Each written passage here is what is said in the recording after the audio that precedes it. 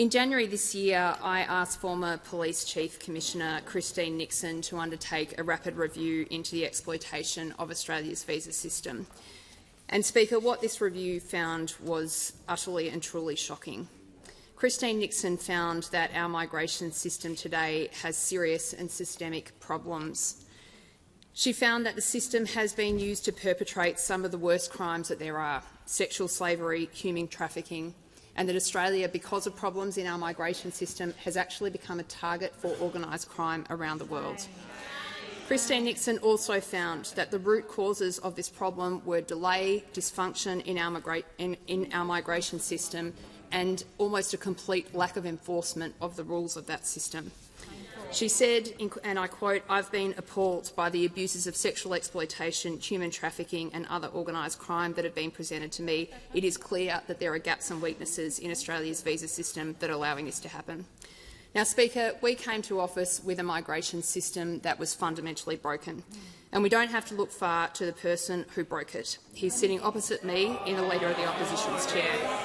For almost all of the last decade, the opposition leader oversaw our immigration system, first as Minister for Immigration and Border Protection and later for Minister for Home Affairs.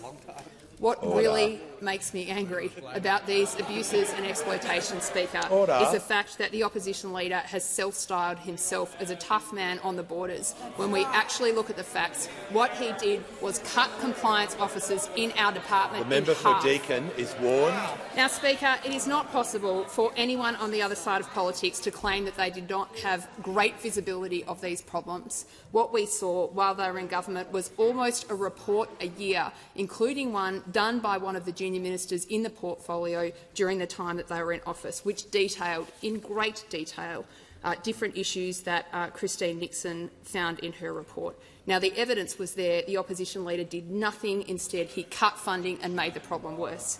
Now, Speaker, our government has a very different approach. We take these issues extremely seriously, and that is why just over a week ago we came forward with a comprehensive set of policies that will help the Australian government do a better job of doing this. Now, what was the response from the opposition leader when we came forward with these policies? Well, we didn't hear contrition, we didn't hear any taking of responsibility. What we heard instead was a bizarre array of the 7 stages of grief, and then we heard that he was either being accused of being too tough or too soft. That's not what we're accusing you of, Leader of the Opposition. What we're accusing you of is incompetence. Yeah.